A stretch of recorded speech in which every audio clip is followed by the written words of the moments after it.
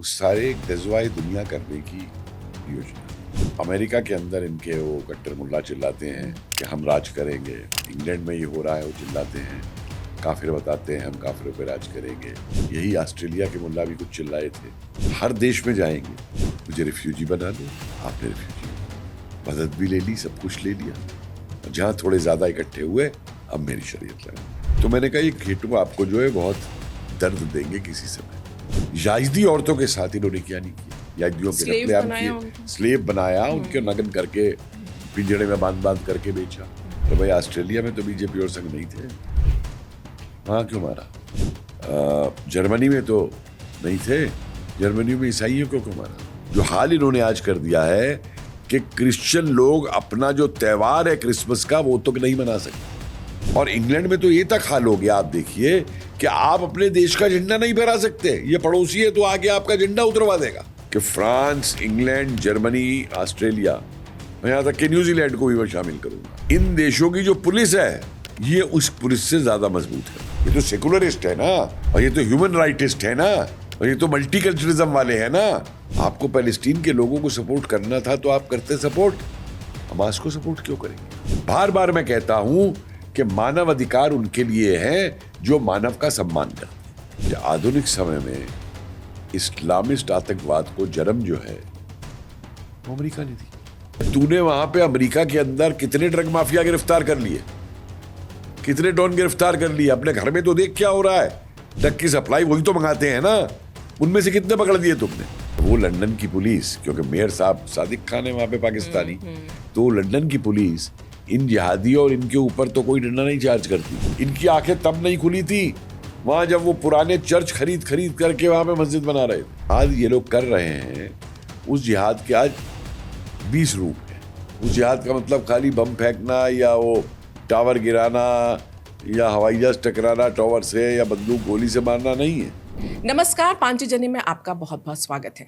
आज की चर्चा बहुत विशेष है क्योंकि किसी घटना पर नहीं बल्कि एक पैटर्न पर आधारित चर्चा होगी। ऑस्ट्रेलिया के बॉन्डी बीच पर गोलियां चल जाती हैं। फ्रांस में जो नया साल है उसका जश्न रद्द कर दिया जाता है। वहीं जर्मनी में क्रिसमस मार्केट हाई अलर्ट पर है। अमेरिका में गोलियां चलना अब कोई घटना नहीं बल्कि आंकड़े बन चुके हैं। तो सवाल यही उठता है, क्या पश्चिमी सभ्यता अब खतरे में है, और खतरा है तो किससे है? इसी पर टू द पॉइंट बात करेंगे। हमारे साथ हैं प्रोफेसर कपिल कुमार जी। कपिल सर, आपका बहुत बहुत स्वागत है। जय हिंद सर, जैसा कि अभी हम लगातार देख रहे हैं, और एक इलॉन मस्क ने कुछ समय पहले कहा था कि western civilization can only be saved if the EU is abolished. ये जो घटना हो रही है, जो हमने ऑस्ट्रेलिया के बॉन्डी बीच पर देखा, ज्यूइश को जो पाकिस्तानी मूल के आतंकियों ने मारा है, उसके अलावा जर्मनी में आप देखिए, फ्रांस में देखिए, और पिछले कुछ सालों का पूरा एक पैटर्न देखिए। क्या ये सिर्फ एक घटना है या उसी पैटर्न का हिस्सा है? देखिए, पैटर्न ही नहीं है, ये एक बहुत बड़ी सुनियोजित, जिसे आप कहेंगे षड्यंत्र या योजना जो है, उस सारे गज़वाए दुनिया करने की योजना है। आप देखिए ना, अमेरिका के अंदर इनके वो कट्टर मुल्ला चिल्लाते हैं कि हम राज करेंगे। इंग्लैंड में ये हो रहा है, वो चिल्लाते हैं, काफिर बताते हैं हम काफिरों पे राज करेंगे। यही ऑस्ट्रेलिया के मुल्ला भी कुछ चिल्लाए थे, और वहाँ जो हो रहा था। और इसमें जो एक क्या कहूँ, इसे हैरानी तो नहीं कहूँगा, कि सबसे बड़ी बेवकूफ़ी जो देखने को मिलती है इन देशों की, कि वैसे तो अपने को बड़ा सूरमा बनते हैं। वो अमेरिका दुनिया का बुलडॉग बनता है कि मैं शांति करूंगा दुनिया में, हर जगह ये करूंगा। इंग्लैंड राज करता था किसी ज़माने में पूरी दुनिया पे, और ये सारे और बड़े अपने आप को कि हमारी इंटेलिजेंस एजेंसी और ये वो दुनिया भर की करते हैं।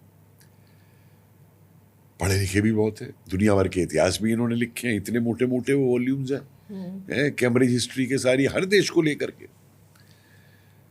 तो भाई कम से कम जो वेस्ट एशिया का वॉल्यूम है, या जो तुम्हारे पुराने लोग जिन्होंने वेस्ट एशिया में नौकरी की, जब तुम्हारे ये ब्रिटिश एम्पायर वगैरह थे, क्या उन्होंने तुमको ये एक कहावत नहीं बताई अरब की? बड़ी प्रचलित कहावत है अरब में कि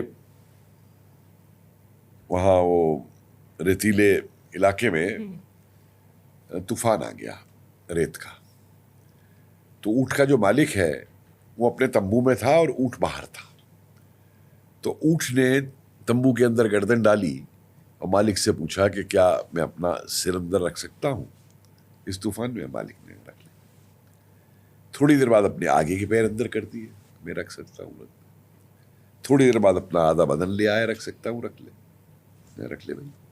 और थोड़ी देर बाद पूरा ऊँट जो था वो तंबू में घुस गया और मालिक को बाहर फेंक दिया। ये अरब का चरित्र है इन लोगों का। हर देश में जाएंगे, मुझे रिफ्यूजी बना लो, आपने रिफ्यूजी बना लिया, मदद भी ले ली, सब कुछ ले लिया, और जहां थोड़े ज्यादा इकट्ठे हुए अब मेरी शरीयत लगाओ या हम गज़वा करेंगे। तो जो देश इस बेसिक चीज को नहीं समझ सकते, फिर एक नया शोशा इन्होंने खड़ा किया, वेस्ट नहीं खड़ा किया, मल्टी कल्चरलिज्म। तो विविध संस्कृतियों, अरे भाई ये मल्टी कल्चरलिज्म उसके लिए है जो दूसरे की संस्कृति में विश्वास करते हैं, दूसरे की संस्कृति का सम्मान करते हैं, और ये तो खुलेआम कहते हैं कि हम सबसे ऊपर है, हमारी संस्कृति ऊपर है, हमने तुम पे राज करना है। जहां इकट्ठे हो जाते हैं, जहां इनकी जनसंख्या बढ़ जाती, शरिया मांगने लगते हैं। तो इन पे मल्टी कल्चरलिज्म कहां से लागू होता है, मुझे बताइए। ऑस्ट्रेलिया के अंदर देखिए, मैं विजिटिंग प्रोफेसर रहा ऑस्ट्रेलिया के अंदर, all India Australia council fellowship पे भी गया, एंडेवर अवार्ड भी था मेरे पे, 6 महीने में रहा और बहुत शहर घूमे मैंने वहाँ पे अपने रिसर्चर्स को लेके। उस समय मैंने अपने ऑस्ट्रेलियन जो वहाँ पे मेरी जान पहचान में आए लोग, उनको कहा था कि ये ऑस्ट्रेलिया में जो आपने पॉलिसी बनाई है और जो घेटो बन रहे हैं यहाँ पे, क्योंकि मेरा एक सोशल साइंटिस्ट होने के नाते मैं ये भी करता हूँ कि जहाँ भी जाता हूँ मैं उस जगह का अध्ययन भी करता हूँ, समाज का। तो एक जगह आपने सारे पैलेस्टीनियन रह रहे हैं, एक जगह सारे बांग्लादेशी रह रहे हैं, एक जगह पाकिस्तानी रह रहे हैं, हिंदुस्तानी जो है वो बटे हुए हैं पूरे उससे, लेकिन इन लोगों ने अपने घेटो बना लिए, जैसे चाइना टाउन बनते थे किसी जमाने। हाँ, बिल्कुल सही बात है। ये चाइना से सीख के इन्होंने अपने घेटो बना लिए। तो मैंने कहा ये घेटो आपको जो है बहुत दर्द देंगे किसी समय आकर के, और आज आप वो नतीजा देख लीजिए। एक बात बताइए सर, ये ऑस्ट्रेलिया में जो हमला किया है साजिद अकरम और नवीद अकरम, बाप बेटे हैं, पाकिस्तानी मूल के हैं, बॉन्डी बीच पर ज्यूइश लोगों पर हमला करना, वो भी ऑस्ट्रेलिया के अंदर, उसके बाद इजराइल की प्रतिक्रिया आना, ऑस्ट्रेलिया के ऊपर ये ब्लेम करना कि आपने सुरक्षा पर ध्यान नहीं दिया। ऑस्ट्रेलिया में जिस तरह का गुस्सा, वहाँ की हेडलाइंस वगैरह काफ़ी हार्श हेडलाइन यूज़ करी है इस हमले को लेकर। ज्यूइश पे इस तरह का लोन वोल्फ हमला जो बोला जा रहा है, क्या ये वाकई में लोन वोल्फ हमला है या एक पूरे पैटर्न का हिस्सा है? नहीं, एंड व्हाई ज्यूइश? देखिए, नहीं, खाली ज्यूइश ही नहीं, ये एक पैटर्न है। आप देखिए, हिंदू, यहूदी, ज्यूइश, ईसाई और आपके याजदी, इन सब पे ही हमले। याजदी औरतों के साथ इन्होंने क्या नहीं किया, याजदियों के कत्लेआम किए, स्लेव बनाया, उनके नग्न करके पिंजड़े में बांध करके बेचा। ठीक है, यहाँ तो हमारे कई ये लोग बहाना बना देते हैं कि यहाँ तो बिकॉज बीजेपी है, संघ है, इसलिए ये हो रहा है। अरे भाई, ऑस्ट्रेलिया में तो बीजेपी और संघ नहीं थे, वहाँ क्यों मारा? जर्मनी में तो नहीं थे, जर्मनी में ईसाइयों को क्यों मारा? जो हाल इन्होंने आज कर दिया है कि क्रिश्चियन लोग अपना जो त्योहार है क्रिसमस का, वो तो नहीं मना सकते। इंग्लैंड में पिछले साल भी किया था, तब भी ये लोग नहीं जागे। जर्मनी में पहले भी ये हो चुका है कि क्रिसमस का वो मेला वगैरह लगाया, उसमें ट्रक भी चला दिया गया था, मारे गए थे। पेरिस में न्यू ईयर के जश्न में हुआ था, पेरिस में न्यू ईयर जश्न में हुआ। तो इनको तो फिर भी अकल नहीं आती। और इंग्लैंड में तो ये तक हाल हो गया, आप देखिए, कि आप अपने देश का झंडा नहीं फहरा सकते, ये पड़ोसी है तो आगे आपका झंडा उतरवा देगा। और एक मजे की बात यह है जो मैं अब देख रहा हूं एनालाइज करते हुए इसको, कि फ्रांस, इंग्लैंड, जर्मनी, ऑस्ट्रेलिया, यहां तक कि न्यूजीलैंड को भी मैं शामिल करूंगा, इन देशों की जो पुलिस है ये उस पुलिस से ज्यादा मजबूत है वहां पे। जिन हथियारों से इसने वहां शूट आउट किए बॉन्डी बीच पे, वही हथियार अगर ये पुलिस इनका सामने आई, क्या ये पुलिस पे इस्तेमाल नहीं करेंगे? क्या इनके यहां मौजूद नहीं है? और सबसे बड़ी और बेवकूफी देखिए ऑस्ट्रेलिया सरकार की कि जिस इलाके के ये रहने वाले थे, जैसे मैंने कहा वहां घेटो बनी हुई है, क्या ऑस्ट्रेलिया के पुलिस ने उस इलाके को घेर के और वहां पे और हथियारों की खोज की? दिमाग में ही नहीं आएगी इनकी ये चीज। क्यों? ये तो सेकुलरिस्ट है ना, और ये तो ह्यूमन राइटिस्ट है ना, और ये तो मल्टीकल्चरलिज्म वाले हैं ना। जरा मुझे बताइए कि ये कि हमारे यहाँ कोई टेररिस्ट रेड होता है, जिस इलाके से रेड होता है, हम उस इलाके को घेरते हैं, बिल्कुल तलाशी लेते हैं, कॉर्डन ऑफ कर कितने पकड़े जाते हैं। कॉर्डन ऑफ करने के बाद कोई खबर आई ऑस्ट्रेलिया से इस तरीके की? आपको एक भी खबर आई?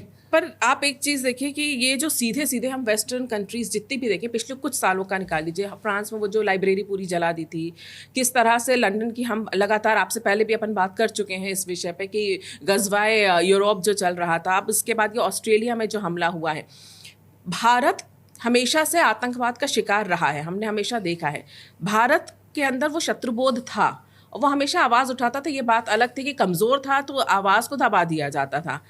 क्या इन लोगों को या इन देशों को जो कि सबसे सेफ कंट्रीज दुनिया में समझी जाती थी, इनको समझ नहीं आ रहा है कि क्या इनको वो शत्रुबोध नहीं हो रहा है? क्या इनको ये डर नहीं सता रहा कि ये इनकी सभ्यता पर हमला है? अगर आप अपने त्यौहार बनाने के लिए आपको बचना पड़ रहा है, आपको सावधानी बरतनी पड़ रही है, आप बैकफुट पे आ गए, एक तरह से आपने आत्मसमर्पण कर दिया कि हम त्यौहार नहीं मनाएंगे, लोग घरों के अंदर रहेंगे, ये तक बोल दिया गया। इतनी मजबूत सुपर पावर कंट्रीज या वेस्टर्न कंट्रीज को हम जब कहते हैं विकसित देश जो हैं, वहाँ पे क्या सुरक्षा का ये आलम है कि इस तरह के इस्लामिस्ट आतंकवादियों के सामने ये घुटने टेक देते हैं? क्या इनकी सुरक्षा एजेंसियां काम नहीं करती, और क्या इनके अंदर शत्रुबोध नहीं है? देखिए तृप्ति जी, ऐसा है कि कोई भी आतंकी किसी भी देश के अंदर तब तक सफल नहीं होंगे जब तक कि उन्हें उस देश के अंदर से सपोर्ट ना मिले। और सपोर्ट कई तरीके की हो सकती है। एक तरफ तो हम वो ओवरग्राउंड उनकी बात करते हैं, एजेंट्स की बात करते हैं, स्लीपिंग एजेंट्स की बात करते हैं, लेकिन पिछले कुछ वर्षों में, कहिए कम से कम 10-12 वर्षों में, एक इनको मदद करने वाला एक नया तबका उभर के सामने आया है। और ये नया तबका है जो अपने आप को उदारवादी कहते हैं, लिबरल कहते हैं, एनजीओ बताते हैं अपने आप को, ह्यूमन राइट एक्टिविस्ट बताते हैं आपको, या एनार्किस्ट बताते हैं। दुनिया भर के हर देश में देख लीजिए, चाहे अमेरिका में हो, चाहे इंग्लैंड में हो, चाहे फ्रांस में हो, इनका इन जिहादियों के साथ, इस्लामिस्ट फंडामेंटलिस्ट के साथ हर जगह समझौता है। ये उसको सपोर्ट करते हैं। अरे भैया, आप पैलेस्टीन के लोगों की बात करते हैं, आपको पैलेस्टीन के लोगों को सपोर्ट करना था तो आप करते सपोर्ट, हमास को सपोर्ट क्यों करेंगे आप? और हमास और पैलेस्टीन में कोई फर्क है वहां के लोगों के अंदर? जो हमास बना है गाजा पट्टी के अंदर, वो कहां से बना है? पैलेस्टीन उन्हीं के लोगों से तो बना है। इन लोगों ने कभी ये आवाज उठाई कि जो पैसा वहां पे जाता था उनकी पढ़ाई लिखाई के लिए, उनकी दवा के लिए, उसका क्या इस्तेमाल होता था? जो ह्यूमन राइट्स और ह्यूमन एड्स जो जाते थे वहां, कहाँ जाता था पैसा? और जो सुरंगें निकल के आई हैं, कभी आपने इन्हें क्रिटिसाइज करते हुए लिबरल्स और इनको देखा है? उसको ले ऑस्ट्रेलिया पे ले लीजिए जो हुआ है, या जर्मनी में जो बावेरिया में हुआ है, इसके ऊपर कितने लिबरल्स ने और इन्होंने क्रिटिसाइज किया है मुझे बताइए। सरकारों ने किया अलग अलग देशों की, लेकिन ये जो अपने आप को चौधरी बने फिरते हैं ह्यूमन राइट्स वाले, इन्होंने कितनों ने किया? बार बार मैं कहता हूं कि मानव अधिकार उनके लिए हैं जो मानव का सम्मान करते हैं, लेकिन जो खुद मानव की हत्या करते हैं नृशंस तरीके से, उनके लिए मानव अधिकार का क्या मायने? आप मानव अधिकार की बात करें, अभी क्योंकि धुरंधर रिलीज हुई तो हमारे यहाँ की भी कुछ ऐसे जिहादी पत्रकार भी हैं कुछ देश में, उन्होंने तो बोल दिया था कि आतंकवादियों के भी मानव अधिकार होते हैं। वो तो आतंकवादियों के मानव अधिकार छोड़िए, उनकी बिलबिलाट का कुछ और कारण है। और वो कारण ये है कि ऐसी फिल्में जो बनी हैं कि बंगाल फाइल्स बन गई, कश्मीर फाइल्स बन गई, केरला फाइल्स बन गई, ये बन गई, तो बॉलीवुड के ऊपर मैं तो मानता नहीं हूँ बॉलीवुड क्या चीज़ है, तो बॉलीवुड के ऊपर जो कहा जाता है, जब से दाऊद का प्रभाव जो है वो खत्म होता चला जा रहा है, कमजोर होता चल रहा है, तो इनके रोने का तो कारण और है। लेकिन एक और चीज आप देखिए यहाँ पे, विदेशों की बात जब हम कर रहे हैं कि किस तरीके से विदेशी महाशक्तियां, शक्ति नहीं महाशक्ति, इन आतंकवादियों को बढ़ावा देती। मैं आपसे इसलिए बात कर रही थी क्योंकि जो मानवाधिकार की बात थी, हम जब पाकिस्तान के लिए बात करते हैं कि पाकिस्तान जो है आतंकी बनाने की फैक्ट्री है, और आप देख लीजिए दुनिया में जहाँ पे भी हमले होते कहीं ना कहीं से एक ना एक का कहीं पाकिस्तान से कनेक्शन निकल ही आता है। ऐसे में जो लोग उनके मानवाधिकारों की बात करते हैं उनके लिए, और विशेष तौर से अमेरिका की जो हाल की नीति है कि वही जो ओसामा बिन लादेन जिस पाकिस्तान में मिलता, जो सबसे बड़ा दुश्मन था अमेरिका का, वर्ल्ड ट्रेड सेंटर पे दुनिया का सबसे बड़ा हमला उन्होंने मान लिया था, उसके साथ वो हाथ मिला लेते हैं। ऑस्ट्रेलिया में वहीं से एक जो हमला होता है वहाँ पे वो पाकिस्तानी निकल आते हैं। मैं इसलिए आपसे समझना चाहती हूँ, क्या इस बात का इनको एहसास नहीं है जो अमेरिका आज कर रहा है? 9/11 वो झेल चुका है। आज ज़ोहरान ममदानी खड़े होकर बोलते हैं कि है ना, I am young, I am Muslim. वो भी एक ऐसी जगह पे जहाँ ज्विश बहुल इलाका है जहाँ से वो जीते हैं। देखिए, अब तो एक और सवाल उठने लग गया है कि 9/11 जो उस समय हुआ था, तो उस समय भी ये सवाल उठे थे किसका किया हुआ है और डीप स्टेट का इसमें कितना हाथ है।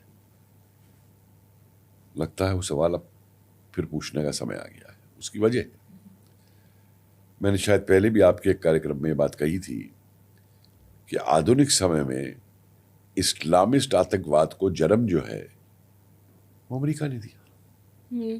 तालिबान जो बनाई गई पाकिस्तान के अंदर मिलके, इन दोनों ने उसको जन्म दिया, और उसके बाद पाकिस्तान बहुत बड़ी फैक्ट्री बन गया जहाँ इनको मैन्युफैक्चर किया जाता है, इनकी ट्रेनिंग होती है, इनको फाइनेंस किया जाता है, और फिर इनको एक्सपोर्ट कर दिया जाता है दूसरे देशों में। और ये इंटरनेशनल फिनोमेना। आप देखिए ना कि 3 जो बावरिया में पकड़े गए जर्मनी के अंदर, एक मोरक्को का है, एक इजिप्ट का है, और एक सीरिया का है, ठीक है, और इधर जो पकड़े गए दोनों पाकिस्तान के।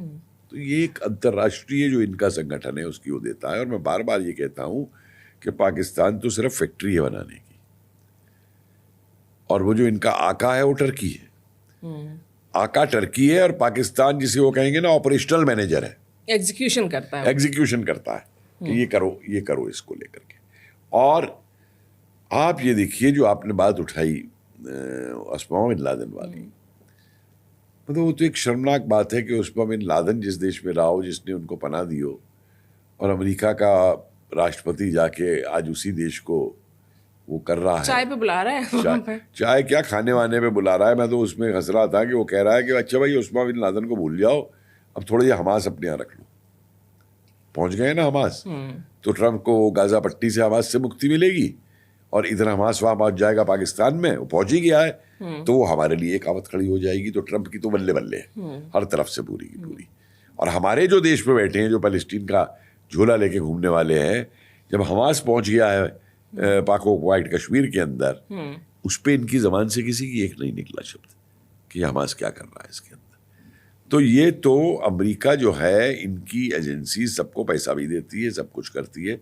मैंने तब ये कहा था कि जब कितने $बिलियन के हथियार अमेरिका छोड़ के आया अफगानिस्तान के अंदर, तो मैं कहा ये कोई हारी हुई सेना भी नहीं करती। अपने हथियारों को या तो उड़ा देती है गोदाम को, और ये वापस ले जाती है, जानबूझ के पूरा छोड़, लेकिन ये वहां पे छोड़ के आए। क्योंकि ये आप देखिए ना, ये शांति की दुनिया में बात करके नोबेल पुरस्कार लेना चाहता है। वेनेजुला में क्या कर रहा है? अराजकता पूरी फैली हुई है, ड्रग्स के नाम पे हमला करने जा रहा है वहां पे। भाई मुझे एक जवाब दे दीजिए कि तूने वहां पे अमेरिका के अंदर कितने ड्रग माफिया गिरफ्तार कर लिए, कितने डॉन गिरफ्तार कर लिए? अपने घर में तो देख क्या हो रहा है, ड्रग की सप्लाई वही तो मंगाते हैं ना, उनमें से कितने पकड़ दिए तुमने? तो ये अमेरिका का एक नाटक है, एक बहाना है कि दुनिया भर में जो मर्जी होता रहे, मैं चौधरी बना, मैं चौधरी रहूंगा। और उसकी धुन में धुन मिलाने वाले कई हैं, और अब उसका खामजा भुगत रहे हैं। अब ये ऑस्ट्रेलिया और न्यूजीलैंड, अब देखिए ना ऑस्ट्रेलिया में आप तब इनकी आंखें नहीं खुली जब वो नर्सों का वीडियो सामने आया था। दो नर्सें कह रही थी कि हम यहूदी आएंगे मरीज बन के, तो हम उनको कैसे मारेंगे। तब इनका वो नहीं दिमाग खुला था आकर के। न्यूजीलैंड में जो घटनाएं घटी तब इनका वो नहीं खुला था दिमाग लेकर के। और तो और इनका तब दिमाग नहीं खुला जब वो कोई लड़की जो है इनकी यादिन वो बैठ के वो कर रही है कि ऑस्ट्रेलिया तो जो है मुसलमानों का, ये जितने अबॉर्जिनीज हैं ऑस्ट्रेलिया के ये सारे मुसलमान हैं, तब से ऑस्ट्रेलिया मुसलमानों का। तो इनकी आंखें नहीं खुली तो मत खोलिए। अब हर कोई तो चीन है नहीं। हमें आपसे ये चीन पे भी आएंगे, पहले मैं आपसे पूछना चाहती थी कि फ्रांस में हमने तस्वीर देख ली, हमने लंदन में देख लिया, सड़कों पर शरिया की मांग, कई शरिया वहाँ पर खुल भी गए हैं, अदालतें भी खुल गई हैं। ऑस्ट्रेलिया में हम तस्वीर देख रहे हैं। वेस्टर्न कंट्रीज़ में जिस तरह से ये इस्लामिक पॉपुलेशन बढ़ रही है और साथ साथ ये जो आतंक बढ़ रहा है और निशाना बनाया जा रहा है, आपको क्या लगता है, क्या ये देश चेतेंगे या इनका आगे भविष्य क्या है? देखिए, जो लोग वहाँ पे चेत रहे हैं उनको राइटिस्ट और राष्ट्रवादी कह करके उन्हें बदनाम किया जा रहा है।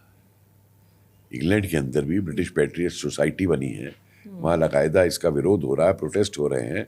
और वो लंदन की पुलिस, क्योंकि मेयर साहब सादिक खान है वहाँ पे पाकिस्तानी, तो लंदन की पुलिस इन जिहादियों और इनके ऊपर तो कोई डंडा नहीं चार्ज करती, लेकिन अपने लोगों को गिरफ्तार कर लेती है। मतलब इंग्लैंड के अंदर आप ये समझेंगे कि एक बच्चे को अपने देश का झंडा फहराने पे इंग्लैंड वाले गिरफ्तार कर ले, इंग्लैंड की पुलिस लंदन की गिरफ्तार कर ले।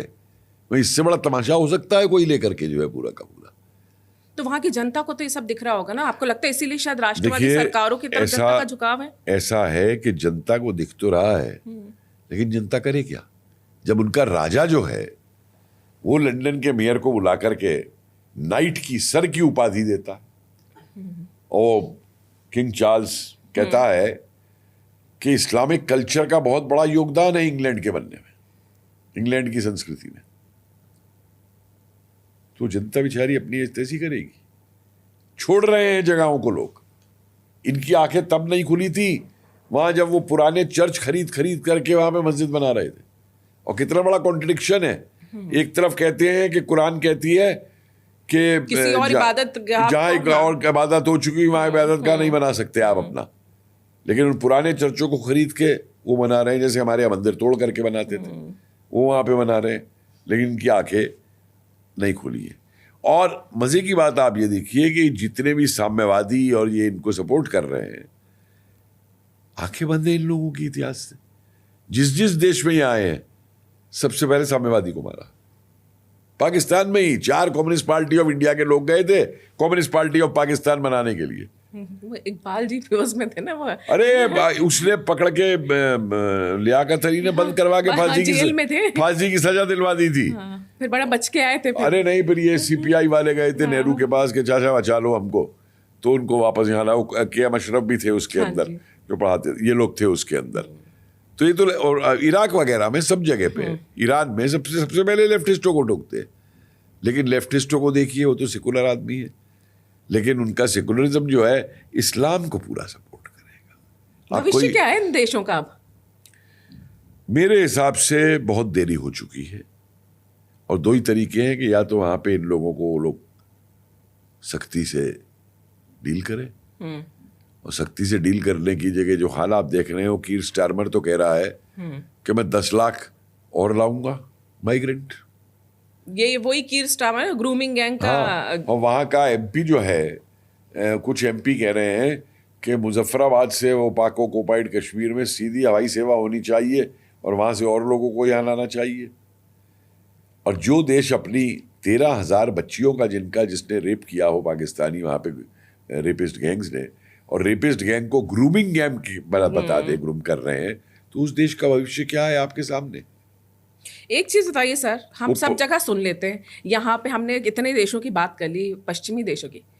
चाइना में अगर हम बात करें, चाइना में कभी हमने नहीं सुना कि इस्लामिक आतंकवादी ने कहीं कोई धमाका कर दिया।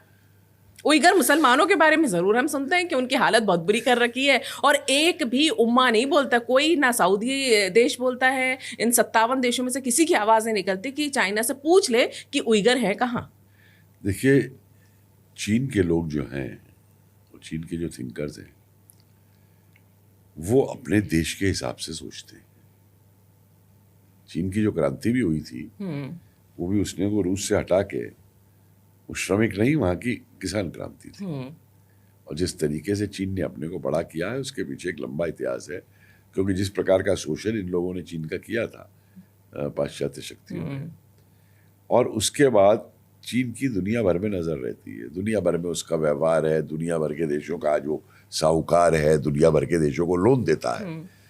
तो अपनी व्यवस्था को बनाए रखने के लिए वो इस बात को बहुत पहले पहचान चुका है कि अगर हमारे पे ऊपर कोई नुकसान हमारा होगा तो इस इस्लामिक आतंकवाद से होगा।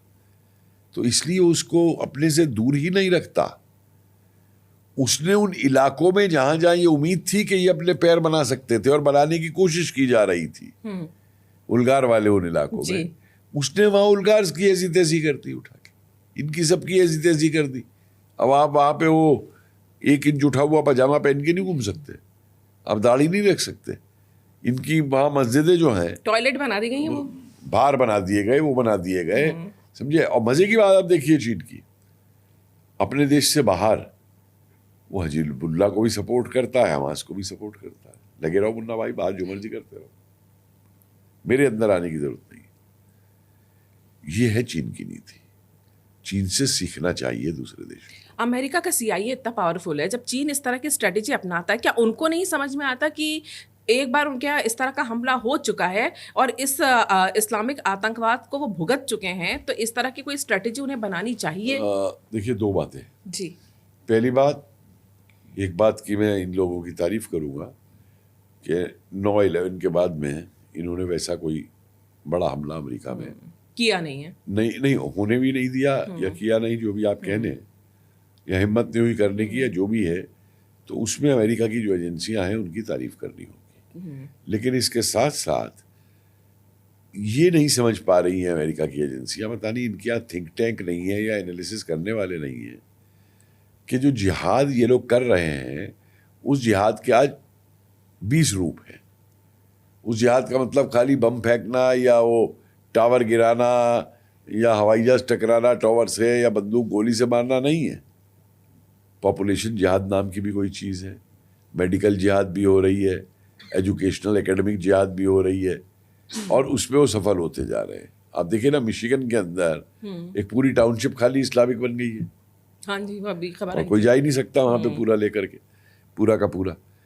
तो उस पे इनकी निगाहें जो हैं, या तो इनकी आंखें नहीं खुली हैं, और या इनकी आंखें जो है खुल के भी बंद है कि लोकल राजनीति की वजह से, जैसे हमारे यहाँ होता है। देखिए ना, क्या आपने रोहिंग्यों को और बांग्लादेशियों को देश से बाहर निकालने की बात की, तो हमारे ऑपोजिशन वाले उठ के खड़े हो गए कि इनका वोट बैंक जाता है। यही वहां भी इलीगल माइग्रेंट्स को लेकर के जो ये वर्ड इस्तेमाल करते हैं, मैं तो इसके खिलाफ हूँ। ये जो वर्ड ही माइग्रेंट इलीगल जो है, वर्ड ही गलत है। जो इलीगल देश में आया हो, घुसपैठिया आया हो, वो माइग्रेंट नहीं है, समझे। तो जो लोकल वहाँ की राजनीति है वो भी इसके लिए उत्तरदायी है, वहाँ पे पूरी साथ लेकर के। फिर लोकल इनके सपोर्टर बैठे हुए हैं वहाँ पे भयंकर। आप ये देखिए कि इंग्लैंड के अंदर जो उनके एजुकेशन मिनिस्टर है और जो होम मिनिस्ट्री सेक्रेटरी है, वो सब पाकिस्तानी मूल के मुसलमान। तो इसी तरीके की चीज़ें अमेरिका के अंदर मौजूद है, और इंग्लैंड में तो उनकी पुलिस में और उसमें पता नहीं कितने कितने लोग जो हैं वो इनके भर चुके हैं पूरे के पूरे। देखिए, मैं हैरान होता था, मैं पिछली विजिट पे जब इंग्लैंड गया तो इंग्लैंड के जो बाजार हैं, जो सड़क किनारे होते हैं ना खूबसूरत छोटे छोटे, वो चाय पीने के और कॉफ़ी के वो रेस्टोरेंट बने हुए, तो वहाँ मैंने देखा सब ये लोग बैठे हुए हैं। आपको हिजाब बुर्का ये सब वहाँ दिखाई देगा। तो मैंने एक दुकानदार से पूछा उनके, उससे मैं कभी तुम्हारा बिजनेस, बोले हमारा बिजनेस तो खत्म हो गया, ये दिन भर आके बैठे रहते हैं, कॉफ़ी तक नहीं पीते, बस इंतज़ार करते रहते हैं उसका मोबाइल पे, और जैसे ही इन्हें कोई मैसेज आता है सारे उठ के खड़े हो जाते हैं और वो पैलेस्टीन के नारे लगाना वो शुरू हो जाते हैं पूरे के पूरे। और इंग्लैंड के लोग टॉलरेट कर रहे हैं। तो इतनी देरी कर चुके हैं ये चीज़ को समझने में इंग्लैंड वाले, कि जिन लोगों की समझ में भी आ रही है उनको राजनीति की वजह से राइटिस्ट और नेशनलिस्ट, जैसे मैंने बताया, डिक्लेयर कर दिया जाता है। तो जिस कॉन्क्रीट एक्शन की वहाँ ज़रूरत है वो एक्शन नहीं है। और एक सबसे बड़ी बात होती है इसके अंदर, जिसे हम कहते हैं विल ऑफ द स्टेट। वो सबसे जरूरी है। कि जब तक इच्छा शक्ति नहीं होगी, इच्छा शक्ति नहीं होगी आप में कोई एक्शन लेने की या करने की, तब तक आप कुछ नहीं कर सकते। एक चीज और, जैसे आपने बताया फिलिस्तीन के नारे लगाने लगते हैं, एक शब्द अभी जो ऑस्ट्रेलिया के अटैक के बाद से सुनने में आया, ग्लोबल इंतिफादा। ये हाँ ग्लोबल इंतिफादा, इंतिफादा मतलब वही इनका जो इत्तिफादा इन्होंने शुरू किया था ना फिलिस्तीन में, जो अटैक किया था हमास ने, पहला, दूसरा और तीसरा, मतलब कि ये अच्छा, अटैक से मतलब हुआ जी। है। हाँ। तो आपको लगता है कि समय अब आ गया है कि इनको अब अपनी सुरक्षा व्यवस्था पुख्ता कर लेनी चाहिए, वरना इतिहास क्या बताता है कि ऐसी सभ्यताओं का आगे क्या होता है? देखिए, मैंने तो पहले ही बहुत दिन से ये कहा था कि जब हम इस बात को कहते थे कि ये गजवा हिंद कर रहे हैं तो हमारा मजाक उड़ाया जाता था। और मैंने बार बार ये कहा कि ये गजवा यूरोप कर रहे हैं, गजवा अमेरिका कर रहे हैं, गजवा दुनिया कर रहे हैं। ये लोग नक्शे निकाल के दे चुके हैं साइज वाले, जो मैं कई बार कह चुका हूँ इस बात को। वो नक्शे मौजूद हैं कि वेस्ट एशिया से लेके नीचे इंडोनेशिया तक हरे रंग के जो नक्शे इन्होंने बनाए हैं। तो सवाल ये है कि अगर ये लोग नहीं जागेंगे, वेस्टर्न पावर्स, आप देखिए ना, ये लोग टेररिज्म की परिभाषा तक एक होने को तैयार नहीं है यूएन के अंदर। अमेरिका और ये अड़ंगे लगा देते हैं हमेशा। अरे भाई, एक सीधी परिभाषा है, जो भी व्यक्ति